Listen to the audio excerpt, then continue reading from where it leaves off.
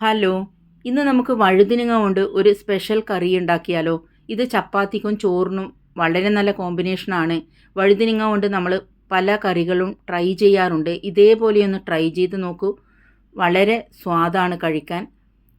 ഇതിനു വേണ്ടിയിട്ട് ആദ്യം തന്നെ നമുക്കൊരു അരപ്പ് തയ്യാറാക്കണം. അതിനുവേണ്ടി ഒരു പാത്രം അടുപ്പത്ത് വെച്ച് ചൂടാവുമ്പോൾ 1 കപ്പ് നിലക്കടല, ഇത് പച്ച നിലക്കടലയാണ്, ചേർത്ത് കൊടുത്ത് നന്നായിട്ടൊന്ന് റോസ്റ്റ് ചെയ്തെടുക്കാം. ഒരു 2-3 മിനിറ്റ് ഇതേപോലെ ഒന്ന് ഇളക്കി കൊടുത്തതിന് ശേഷം ഒരു 1/4 കപ്പ് വെളുത്ത എള്ള്, സെസമി സീഡ്സ് ചേർത്ത് കൊടുക്കാം.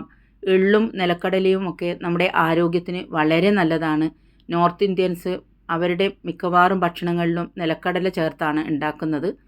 അതൊന്ന് റോസ്റ്റ് ചെയ്തതിന് ശേഷം ഇതിലേക്ക് ഒരു 1/2 കപ്പ് തേങ്ങ ചിരകിയത് കൂടി ചേർത്ത് കൊടുക്കാം. ഇതെല്ലാം ഒന്ന് ലൈറ്റായിട്ടൊന്ന് ചുമന്ന് വരുമ്പോൾ നമുക്കിതൊന്ന് സൈഡിലേക്ക് മാറ്റി വെക്കണം. അതുപോലെ തന്നെ ഇത് അരച്ചെടുക്കുകയും വേണം.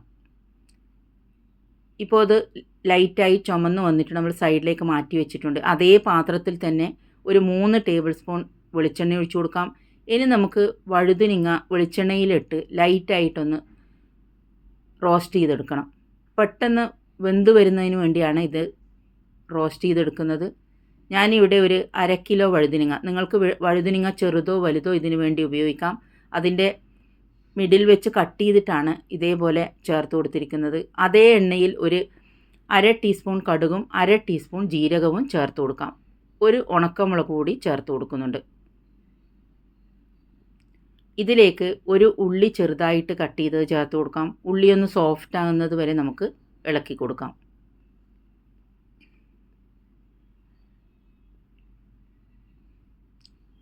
ഇതിലേക്ക് ഇഞ്ചി വെളുത്തുള്ളി പേസ്റ്റ് ചേർത്ത് കൊടുക്കുന്നുണ്ട്. അതുപോലെ തന്നെ ഉള്ളി പെട്ടെന്ന് വഴന്ന് കിട്ടാൻ വേണ്ടി കുറച്ച് ഉപ്പ് കൂടി ചേർത്ത് കൊടുക്കാം. 1 ടേബിൾ സ്പൂൺ ഇഞ്ചി വെളുത്തുള്ളി പേസ്റ്റാണ് ഞാൻ ചേർത്ത് കൊടുക്കുന്നത്.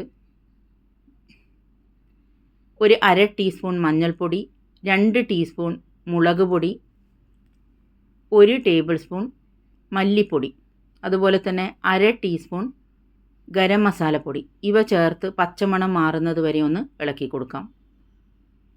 കുറച്ച് കറിവേപ്പില ചേർത്ത് കൊടുക്കാം. ഓയിലൊക്കെ നിങ്ങളുടെ ഇഷ്ടത്തിനനുസരിച്ച് കൂട്ടിയോ കുറച്ചോ എടുക്കാം. ഞാൻ അധികം ഓയിൽ ചേർക്കുന്നില്ല. ഇവിടെ നമ്മുടെ അരപ്പ് തയ്യാറായിട്ടുണ്ട്. നിലക്കടലയും എള്ളും അതുപോലെ തന്നെ തേങ്ങയും ചേർത്ത് വെച്ച അരപ്പാണ്.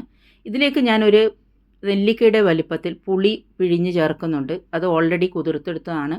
അതുകൂടി ചേർത്തെടുക്കാം. പുളി പിഴിഞ്ഞ് ചേർത്ത് നമുക്ക് ഇളക്കി കൊടുക്കാം. നമ്മുടെ അരപ്പ് ഈ സമയത്ത് ചേർത്ത് കൊടുക്കാം. വളരെ ഹെൽത്തി ആയിട്ടുള്ളതും അതുപോലെ തന്നെ ടേസ്റ്റിയുമായിട്ടുള്ള കറിയാണ്. കുട്ടികൾക്കൊക്കെ നന്നായി ഇഷ്ടപ്പെടും. ആവശ്യത്തിന് വെള്ളം ഒഴിച്ചു കൊടുക്കാം. നിങ്ങൾക്ക് ഗ്രേവി ആയിട്ടാണ് അല്ല ലൂസ് കറി ആയിട്ടാണ് വേണ്ടതെങ്കിൽ അതിനനുസരിച്ച് വെള്ളം ചേർത്ത് കൊടുത്താൽ മതി. ആവശ്യത്തിന് ഉപ്പ് ചേർത്ത് കൊടുക്കാം. ഇതൊന്ന് തിളച്ച് വരുമ്പോൾ നമുക്ക് വഴുതനങ്ങ ചേർത്ത് കൊടുക്കണം. വഴുതനങ്ങ ചേർത്ത് കൊടുക്കാം. വഴുതനങ്ങ ചേർത്ത് കൊടുത്ത് ഏകദേശം ഒരു 5-10 മിനിറ്റ് ഒന്ന് അടച്ചു വെച്ച് കുക്ക് ചെയ്തെടുക്കണം. വീഡിയോ കണ്ട് നിങ്ങൾക്ക് ഇഷ്ടാവുകയാണെങ്കിൽ ഷെയർ ചെയ്ത് കൊടുക്കാനും അതുപോലെ തന്നെ കമൻസ് ഇടാനും മറക്കരുത്.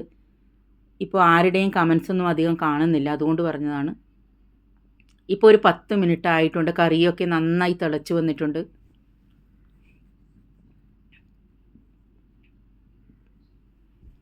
ഇനി ഇതിന് വറുത്തിടേണ്ട ആവശ്യമൊന്നുമില്ല. കുറച്ച് മല്ലിയില കൂടി നമുക്ക് അരിഞ്ഞെടുത്ത് ചേർത്ത് കൊടുക്കാം. ഇപ്പോൾ നമ്മുടെ വഴുതിനങ്ങയുടെ സ്പെഷ്യൽ കറി, ഒരു നോർത്ത് ഇന്ത്യൻ ടൈപ്പ് കറിയാണ് ഇവിടെ തയ്യാറായിട്ടുണ്ട്. ഇതേപോലെ എല്ലാവരും ട്രൈ ചെയ്ത് നോക്കണം. Thank you for watching.